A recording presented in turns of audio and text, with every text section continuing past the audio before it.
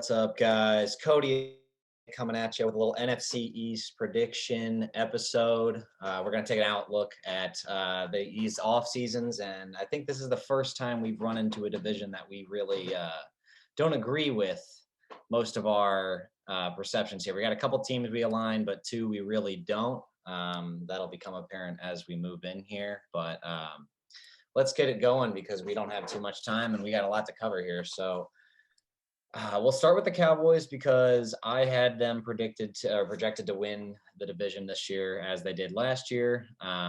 This is our first team that we really have a lot of differences on, and we'll get into it here. But I don't know. I mean, okay, so obviously a few downgrades this offseason, losing Amari Cooper to the Browns for nothing essentially other than getting rid of his contract, and losing a few pieces on the line, Lyle Collins, Connor Williams to the Dolphins, drafting Randy Gregory to the Broncos was tough as well. I mean, I don't know. I don't like Gregory quite as much as maybe you do in that sense. I think Fowler will be 80% of what Gregory was in that defense. I mean, they won't be as good, but their schedule is kind of the big thing for me. I mean, they really lucked out with the AFC South and the NFC North. You got 4 teams that Prescott should beat on his own just because he's a better quarterback than what they have to offer as far as Chicago, Detroit, Jacksonville, and Houston.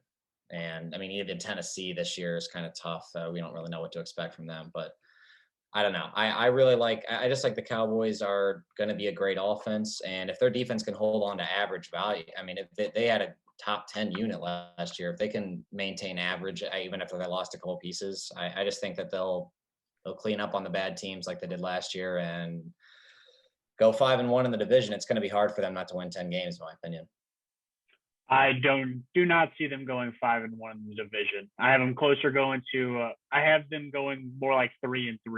I'm losing to the Lions twice, or I have them losing to the Eagles twice and the Commanders once. So I think this Cowboys team is what it has been for the past 30 years. Overrated, overhyped. I think that getting the NFC North and the AFC South was a little bit lucky because there will be some winnable games in there. So they're unfortunately going to be good enough to be talked about, but they're never going to be actually good enough to make a run this year. I mean, their schedule is absolutely brutal to start with Bucks and Bengals. They get a lucky break, but they have to go to New York to play the Giants. Both games at home. Then, and then they do have the Commanders, at home, which does help them out quite a bit. But they do run into then the Rams and the Eagles on the road.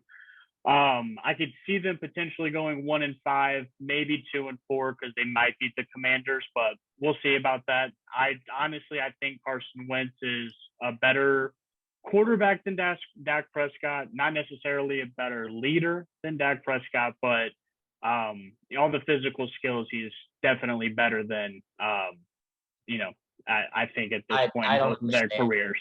How you could possibly look at both Carson Wentz and Dak Prescott as passers and not just see Prescott as the far superior player. I mean, over his career, he's got let's see here. Throwing to Amari Cooper, CeeDee Lamb, having Zeke in the backfield. I mean, yeah, his team is set up to absolutely help yards be a per good attempt quarterback. 6.9 for Carson Wentz is a hard number to overlook. I mean, that is just – I mean, this is over the course of 6 seasons for both of these guys, and we're talking about almost a yard per attempt difference between them as passers. Who's the best wide receiver Carson Wentz has ever played with?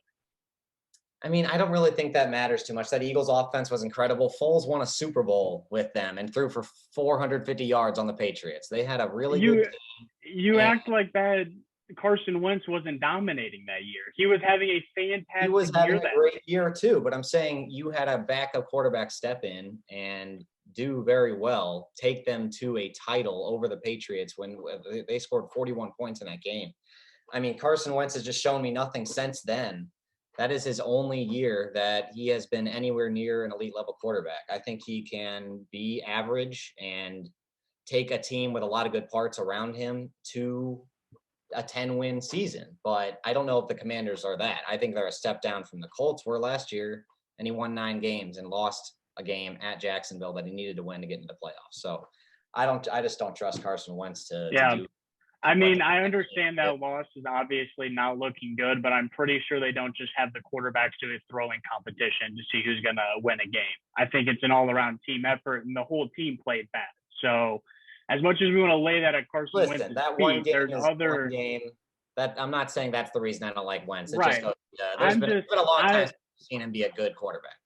That's completely fair, and I would say it's been a decent amount of time since Dak Prescott's been an above-average quarterback, if ever. That's just I think not fair. They're a lot closer to each other than you're giving them credit for. I mean, Prescott threw for 37 touchdowns and 10 interceptions last year, and had 7.5 yards per attempt. That's 28-4. That's much 27-7. 27-7. Prescott was a much better passer of the football last year, objectively, in my opinion. Completion percentage is far higher. That's fair. And, I mean, if you're throwing to Amari Cooper and CeeDee Lamb, I mean, you're gonna have a lot of help there. I understand. When you're throwing to Michael Pittman and a group of tight ends that no one's gonna pick up in fantasy because none of them are true athletes on the receiver position. Taylor in the backfield and a much better offensive line. So I think it goes both ways. I don't know. I think we'll see this year, but I think. I don't know if you the Cowboys still have a better team than the better supporting cast. Do you think Washington's pieces are better? Than the Colts, not necessarily on the defensive side. I mean, they have the Cowboys right now. Then the Cowboys, I think it's a lot closer than people are thinking that it is. I don't think that they're worlds apart like we kind of have them, or the way you have them, to where you have the Commanders at under 500 and you have the Cowboys kind of running away with the division. Not running away. You have them at 12-5. No, I mean, we'll get to the Eagles in a second, but yeah, we both the Eagles. We agree. We both like the Eagles, so we'll push that down the road a second. But I think the Cowboys. I mean, you also have to think the Cowboys have a harder schedule, even though they're both playing the NFC. They have the first place. Yeah. Exactly. They have the first place schedule and the other divisions. They draw a lot of tougher matchups at home. They kind of got some nice luck in that regard. And I think a couple of the teams like the Bucs and the Packers are just much weaker as well. So I think that even though the Cowboys might have lost a couple pieces overall from having to, they have a lot of salary cap issues, Zeke's contract, yada, yada. But I mean, CeeDee Lamb's on the up and up. Dak Prescott's still young and getting better. I think a lot of these other teams like the Bucs and the Packers are just getting older and lost more pieces in the Packers case. So I don't know. I think the NFC just got a lot weaker, and they may not have improved as a team, but I don't think they took much of a step down. And I don't know. I mean, clearly we disagree on the offensive pieces for the Cowboys, but I think they're much better than the Commanders. The Packers are week 10. It's in Green Bay. What your thoughts right now? What would you put that line at that point in the season? Do you think Packers are favored by 1? Is it close to 4 or 5? Probably right now, objectively. I mean, it's hard to say going in, but I mean, the Packers usually get a pretty good bump from being at Lambeau. Yeah, and I think. I mean, coming off the MVP year and the way that the Cowboys exited the playoffs, I think if you're just playing that game right now tomorrow, it'd probably be 4 or 5. But I think by that point in the year, I don't know if Rodgers' offense is going to be able to move as well without Adams and Watson stepping into that role first year. I'm not sure if he's going to be the difference maker that they need. So I would take the Cowboys in that game myself. Fair enough. Sounds like a true Cowboys fan. Listen, we are Broncos country around here, but I do have a live-in girlfriend that has dragged the Cowboys up my priority list. So I am okay with it. I think they'll still be a good team. I think they'll be a lot like they were last year, maybe with a slightly worse defense and a slightly easier schedule, which leads to about the same thing. So. Yep.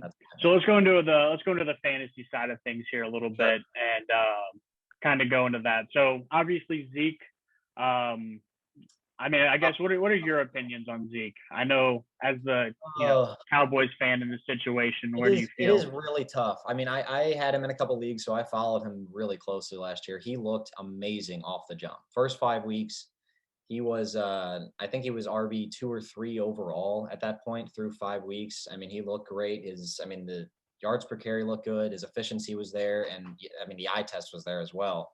And then he partially tore his PCL allegedly, and he got that fixed in the offseason, but he played through it the rest of the year and did not look like the same guy at all. Horrible efficiency numbers. And Pollard was frankly a far superior running back given, equal opportunity almost down the stretch. But he is really tough. I mean, he's getting older and he's got a lot of tread on the tires. So you can see maybe just a fall off the cliff completely. And then they go to Pollard because the way that his contract is structured, it's a lot easier to get rid of him after this year.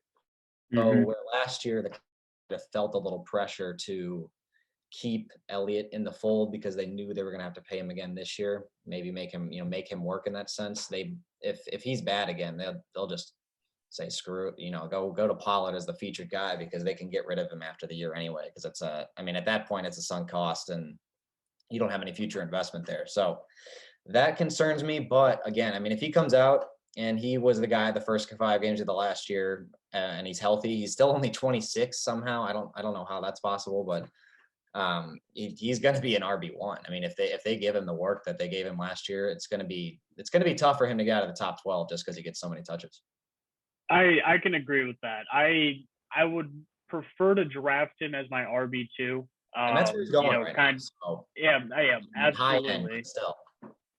Yeah, I mean, here's the thing. I think if he's drafted around a middle RB2, that's probably where he's going to end up, somewhere between like 16 to 20 range. But I think that if he's given the goal line work, that 16 to 20 could potentially come up to like an RB1 finish around a 10 to a 12. Just kind of depends on where the touchdowns go there. I don't think Zeke has it. Like, they're not going to return just a full Zeke backfield. I mean, they already showed us last year that they're willing to go to a split backfield. There's no reason for them to revert all the way back at this point. But if he's given, yeah, and Pollard, I mean, I had Pollard in a couple leagues as just like a backup piece. And I mean, he got so much work in between the 20s, it was insane. And then as soon as it got down towards the red zone, that's where Zeke got the football every time. So, if that's what their formula is this year, then Zeke is still going to be the more valuable fantasy player. Hopefully, if he's back and he's healthy and he gets a little bit more work, and then your RB2 investment becomes a mid-tier RB1. But I would draft him as an RB2 and kind of expect him to fall in that category. I don't see a chance where he like just breaks out again and has a great, like an unbelievable season. Yeah, seems like we're both in agreement that if he falls into mid-tier RB2 range, he's worth a flyer, but probably not at a great value yet. We'll see if his ADP drops as the season kind of gets closer here. So we can move on to Lamb and Schultz kind of together here. Lamb he had a decent year last year, but didn't break out the way a lot of people thought he would. And now with Cooper gone, a lot of opportunity there. Do you see Lamb turning into a wide receiver 1 this year? Yeah, I think CeeDee Lamb has unbelievable potential this year. I mean, this is where, they got rid of Amari because you want to be that guy, and they want you to be that guy. If they didn't think he was that guy, Amari would still be there. That's pretty simple there. So, I mean, it's completely his to take over. I think if you can, I would love him as my wide receiver 1 if I could get him at if I was early in the draft and I could get him at the very beginning of the 3rd, and then I could stack running back, and he's my wide receiver 1. I would love that. That would be a great start. If his ADP, it starts going up and it's somewhere in the 2nd round, I don't know. I'd have to see who's still available. I think in that situation, it's a little closer. But like I said, if he ends up as my wide receiver 1 with 2 solid running backs, I'd be more than happy with that.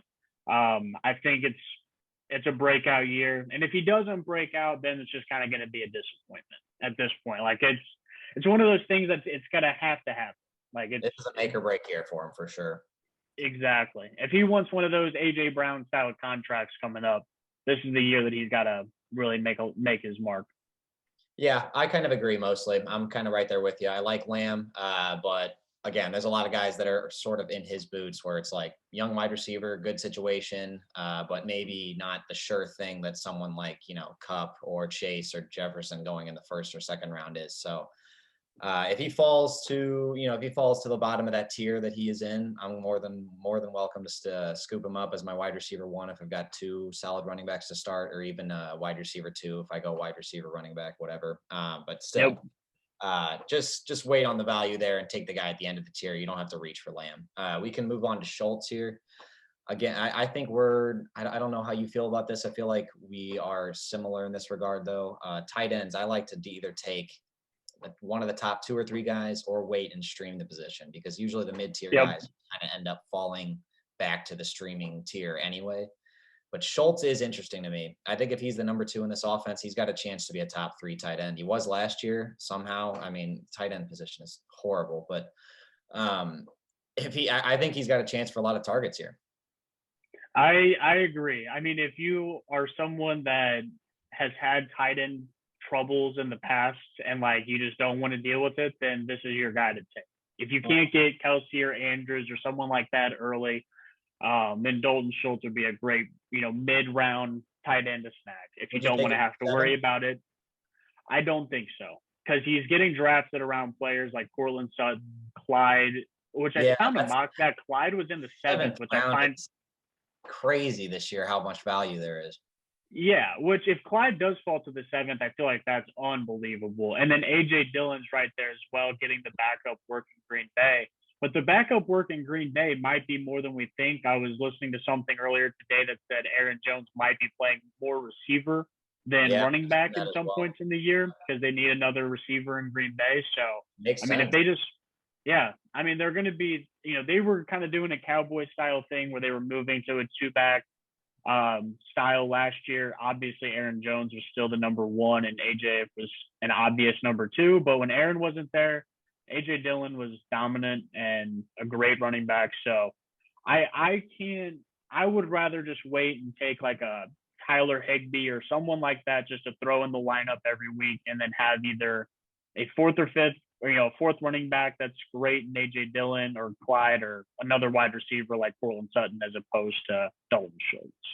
Yeah, I agree. That's tough for me, because I really agree with that philosophy of drafting, and in general, I really just see a lot of potential for Schultz here. I mean, this guy could catch double-digit touchdowns. I mean, I know Lamb might be their number 1, but he's not quite the red zone threat that Amari Cooper was, in that sense of just being like the big-bodied guy that runs the inside post and just gets body position, and Prescott hits him on the numbers. But I don't know. I think Schultz could be that guy a little bit more. So if he gets that red zone role, he scores 10 or 11 touchdowns. I mean, he could be a tight end 2 or 3 in the league, and I think he'd be worth a 7th round pick at that point. But I think I do agree with you. I'd lean the Sutton or the Allaire, or that value at just because you have so many wide receivers and running backs that could be top 12s for you and just kind of win your league. Where Schultz, like I said, could be a good starter. Schultz, if he's a tight end 2 or 3, might not be a difference maker at the tight end position. Like he's going to be, because the tight end position is so bad, but there may not be that big of a gap between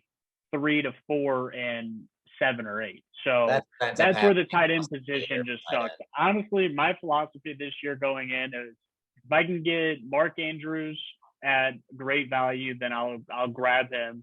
Or not great value, but if he falls to me where I'd want him, I'll smack him. Otherwise, I'm just going to go into the year without a tight end. I'll grab Higbee or someone like that at the end of the draft. And then, when a tight end starts to look like they're going to break out on a team, that's when I'll kind of do a fab dump and try and scoop up one. Right. Something like that. I've been kind of, as we're doing this, I've been kind of looking at my fantasy philosophy, and I would rather just have the fab and blow it on a tight end that could potentially round out my team, as opposed to taking Dalton Schultz in the 7th and he ends up as the tight end 3 when I could have got the tight end 8, and there's only a 50-point difference over the course of the season. That's where the tight end position's so finicky. You have to be careful when you're reaching at, and it's not even really a reach because he's worth the pick at 7. It's just concerning because you don't know who could potentially break out at that position, and if there ever is a breakout at that position fantasy-wise. Yeah, 100%. Schultz, like I said, the difference between tight end 3 and tight end 8 sounds big when you're just talking about it in those terms, but when you really break it down and look at it and say, oh, is it 2 points per game? And then is that worth having a chance at Cortland Sutton, who, if everything breaks right, could probably be a top 12 wide receiver with Russell Wilson if he ends up as the number one option. So, yeah, I mean, I totally agree.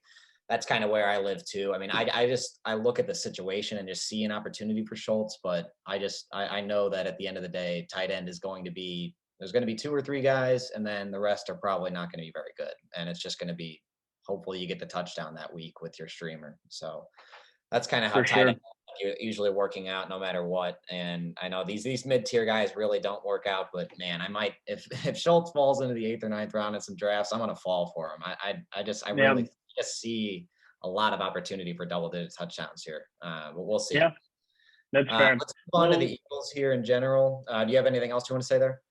I was going to say, let's just move the Eagles down since we already kind of talked about the Commanders, and let's just knock out the Commanders fantasy real quick. Since we kind of, I think the Commanders are going to be one game more than the Cowboys. Nick has the Cowboys going 12-5, and the Commanders going under 500. So 11. We already went to the argument there about us, who's wrong and who's right. So fantasy-wise, obviously, there's still some value on both teams. So McLaurin, I know you said here, can he finally break out? I mean, McLaurin's a huge target for me in a lot of my fantasy drafts. Biggest reason is he's playing, again, I know you don't like Carson Wentz, but he's playing with the best quarterback he's ever had in his career. So with that, I mean, he's been a good fantasy receiver. He fell off a little towards the end of last year, but he's been a good fantasy receiver with bad quarterback play. If Carson Wentz can just somewhat stabilize that position for him, I can see him having an absolute breakout year. Yeah. So I had McLaurin in both of my big leagues last year, including our dynasty league. And I love him as a player. So I was a big fan of the prospect. And I think, again, if he got his quarterback, he would be a great, great player. But I love the idea of Fitzpatrick with him last year, just because he kind of has that gunslinger mentality, and he had shown a tendency to heavily target his top 2 options in previous stops with the Jets and the Bills. But Wentz, I just don't really know what to expect with him, to be honest. I mean, I do agree it's the best quarterback he's had, I think by default almost at this point for his career so far, looking at Heineke and Kyle Allen and whatever smorgasbord they've had of horrible passers in the past couple of years. But I just don't see Wentz as the difference maker that you do, essentially. I think he'll be an average quarterback. I think he'll be a step up from Heineke, but not much of one. And I think the way that the Commanders want to play football doesn't really lend itself to McLaurin having, 7 to 8 targets every week. I just think that you're going to kind of see what you've seen from him in previous years, with maybe a slight uptick in efficiency because of the quarterback upgrade. But I think you're going to have some 4 for 40 weeks, and then you're going to have some 7 for 140 weeks and a touchdown with sure. Fortunately. Yep. Which I think he's kind of falling to be about a wide receiver too. And I think he's a very high end wide receiver too. So I don't really mind the value on him right now. I think he's going in the high 20s, and that's for high 20s. When I say high 20s, I mean 20, 21, not 28, 29. But that's not bad value for him. I'd be okay taking him there. But again, there's just a lot of guys in that range that have similar traits and maybe a little more upside just because of the teams they play for. I just don't see a scenario where Carson Wentz is going to throw 35 touchdowns with the Commanders this year. And I don't think they want him to. I think they want to ball control with Antonio Gibson and Brian Robinson and JD McKissick and play good defense. So I think, if they go up 17-0 in the first or second quarter and McLaurin doesn't have one of those touchdowns, it's going to just be hard for him to produce at that point because they're going to just put the clamps on. So let's move on to Gibson here. I think this is kind of an interesting one because a lot of people have differing opinions on what the drafting of Brian Robinson Jr. means. A lot of people have moved Gibson down pretty significantly, including myself, because of this move, and some people don't really think it means much. Where do you stand on it? I'm looking at your notes that you have in here, and just to sum up the Commanders, McLaurin's the only real player that I'm looking for out of this team. I think Antonio, if you are someone who likes Antonio Gibson, I can see there's going to be a point in the year where you could probably get him at a relatively low price. There's either going to be a game from Robinson Jr. that he just kind of looks different or something like that, and you're going to have a chance to go get yourself Antonio Brown. Antonio Gibson. So You'll probably be able to pick him up too, so. yeah, you could probably pick him up. Probably not play him, but you can Right. go get him. So I would just stay away from Antonio Gibson. I mean, obviously there's a point that, running back falls that you have to take in fantasy. And if you get to that point, then take them and hope for the best. But I think that I'm avoiding them until I have to grab them. Yeah, I mean, it scares me that he's been a top 12 back his first 2 years in the league somehow. I mean, he's gotten a lot of volume and he has actually produced pretty well. And I really don't mind him as a player, but everything Washington has done just screams that they don't think he's their feature guy. I mean, obviously ponying up for McKissick after Buffalo signed him to a contract and then investing fairly significant capital in a running back that sort of fills the exact role that you would imagine Gibson does in this offense. Just, yeah, it kind of scares me where Washington has put their priority. For sure. Absolutely. Well, let's jump on the Eagles because we can run through the Eagles relatively quick. We both have them going 11-6. I see here their over-under on wins is 8.5, and the under is at plus money. And I feel like that's just a Vegas line to get the other NFC East teams fans to just hammer that under at a plus number. I mean, because there's no way that they finish. I mean, the worst they'd finish is at 8 wins, and I guess that would cover, but you'd be sweating that out for quite a while. I think they're a really good team. I don't think they're a really good team. They have the potential to be a really good team. Right. All's really going to come down is how does Jalen Hurts evolve? And I personally love Jalen Hurts this year. I mean, I've been looking at my fantasy philosophy, and I don't want to take a quarterback early. I always do, and there's always a point in the season where I need wide receiver or running back depth that I just don't have because I grabbed a quarterback too early. But Jalen Hurts, I think, is going to be Lamar Jackson 2.0 this year. I mean, I just think he's going to have an insane fantasy year because he's going to be able to open up their passing game with his legs, and his running ability is going to be opened up by receivers like A.J. Brown. His receivers last year, for one, after Devontae Smith, really, who cares? They're not, any good. So you have Devontae Smith. You're going to move him to wide receiver 2. That's your fast guy. You can throw quick screens to him. You can try and hit him deep. Maybe not the best tactic with Jalen Hurts. You might want to keep it a little closer, but he's your speed guy. And then you got A.J. Brown, absolute great possession receiver, can go high point you balls. If Jalen Hurts misses his throw by a little bit, A.J. Brown can still go get it, which is what he needed last year. I think this is a home run all around. I think I'm a little lower on Brown and Smith just because his passing pie isn't going to be very big, but I think Jalen Hurts is just an absolute home run this year. I do like Hurts a lot in fantasy. I liked him a little bit more before A.J. Brown got there, and not because I don't like him more as a play. Like, obviously A.J. Brown helps the situation. I just feel like that, like you said, the hype is kind of exploded for Hurts since Brown has arrived, whereas before he kind of fell into that tier of 6 through 12 where there was like not a lot of consensus. So you could have just kind of seen him falling to the back end of that and then just scooping him up there. I mean, his upside's fantastic. If he can improve significantly as a passer, the sky is the absolute limit. Like you said, a lot of good weapons, good offensive line, and they really have shown they don't mind featuring him as a rusher too. I mean, he had 10 rushing touchdowns last year. If he can replicate that, yeah, I mean, it's gonna be hard for him to bust in fantasy, and I really don't see how he does that. I just have concerns about him as a player. I don't know if he's going to be a good quarterback in this league. I know he's going to put up good fantasy numbers, but I mean, you watched that Tampa Bay game in the playoffs last year. It was very obvious what Tampa Bay's plan was, and it was to make Jalen Hurts read their defense, and he could not do it. So I just need to see significant strides for him as a passer to make this happen. But we've seen it before. Josh Allen kind of turned over a new leaf a few years ago. I mean, Patrick Mahomes obviously kind of out of nowhere there a couple years ago as well. The difference with those guys is they have unbelievable arms, which Jalen Hurts just doesn't have. He has a pretty average arm. But it's not bad. It's just average. Yeah. It's not very similar like Allen and Mahomes. He is very similar to Lamar. Lamar's just insanely shifty. So Lamar's rushing ability is a lot better than Jalen's just because people can't touch Lamar when he gets moving.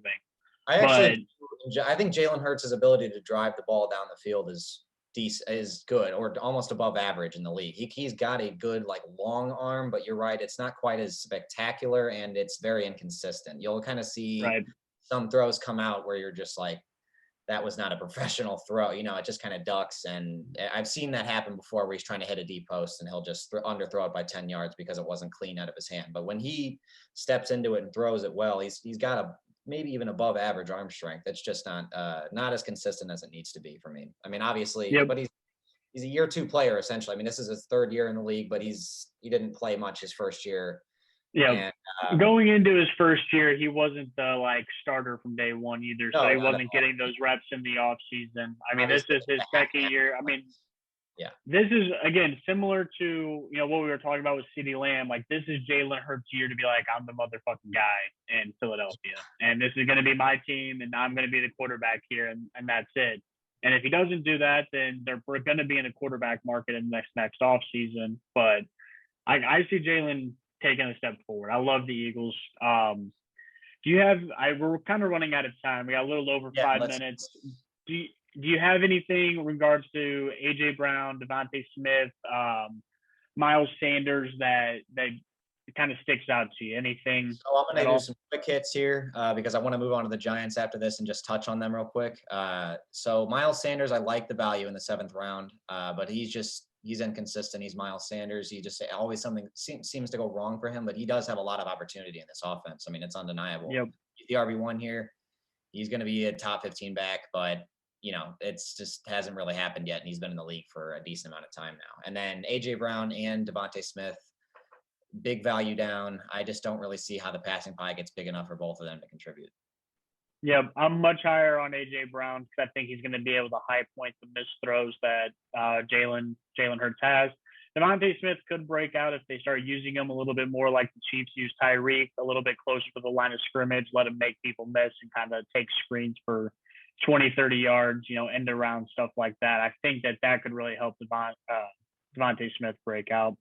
Miles Sanders, if him and Clyde are both there, I'm taking Clyde Edwards-Helaire over Miles Sanders. I would as well. I think it's at that level of running back. And then depending on how my team's constructed, if Miles Sanders is like my RB4, I might just snag him up there, but it's going to be hard to pass on receivers like Cortland Sutton or even potentially A.J. Dillon to take Miles Sanders.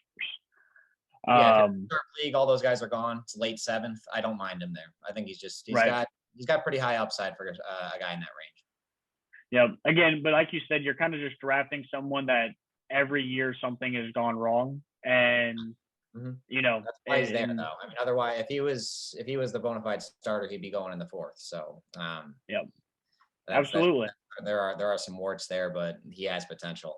We can move on to the Giants real quick here. We kind of both agree that this team isn't really going to be very competitive this year, but I do kind of like where they're headed, at least this offseason. I think that they have done a good job. They had 2 high picks, and they kind of nailed both of them, I feel like. I liked Thibodeau at 5, and I liked Neal even more at 7. I think that was a fantastic pick, and they really needed the offensive line help, and they got it. I mean, it's going to take some time for things to gel, though. There's a lot of new moving parts, a lot of young players on this line. It's not, and they're going to be getting a new quarterback next year. Yeah. Again, yeah, exactly. Jalen Jones is just not the answer. I'm not a fan at all. Have never been, and I don't see an NFL starter out of him. So even with the upgrades that they've tried to make here, unless the offensive line is just gels immediately and is a top 5 unit, Daniel Jones doesn't have much of a chance. I mean, I think it can move to average at best case scenario, but I don't see it jumping up that high. Absolutely. I think the Giants are going to be terrible this year, and it's going to be okay because they're going to get themselves their next quarterback. Honestly, they're perfectly fine if they go 3-14, 2-15. The New York fans aren't going to like it, but they're going to love who they're drafted next year. The rest of the roster 1 or 2 spot. Not barren. They have some pieces, and like you said, if they tank this year, get a good quarterback, and then fill out the rest of their needs with free agents. And they have Brian Daboll, I think, who's going to be a pretty solid coach. I mean, worst case scenario, I don't know what to make of him, but I mean, I liked what he did with Allen, but he's had some stops before and has not had a lot of success at all. He has been a very, very poor coordinator basically everywhere else he's been, and it's hard to say if maybe he just ran into a generational quarterback in Buffalo. Yeah, I mean that's 100% fair to say. I mean, he's Josh Allen. I mean, obviously the whole system in Buffalo made him a little bit better, but I think that he himself should get a lot of that credit because he did a lot, put in a lot of extra work. So I wouldn't put that all on Daboll. I just want to touch on Barkley real quick. So Barkley is really the only interesting fantasy option on the Giants that we want to discuss. What do you think about him late RB2? No way. I will not draft Saquon Barkley no matter how late he goes in a fantasy draft. I take a shot at him in late RB2. The upside is just ridiculous. He was such a good player, but who knows? He was such a great player 4 years ago. He's had 3 straight seasons of injury. So I am completely gone on him. I don't think that he's worth drafting in fantasy unless he just falls way too low. If he falls to like the 5th, 6th, like if he's my running back 3 to 4, I would maybe consider it. Otherwise, no chance I'm taking Saquon Barkley.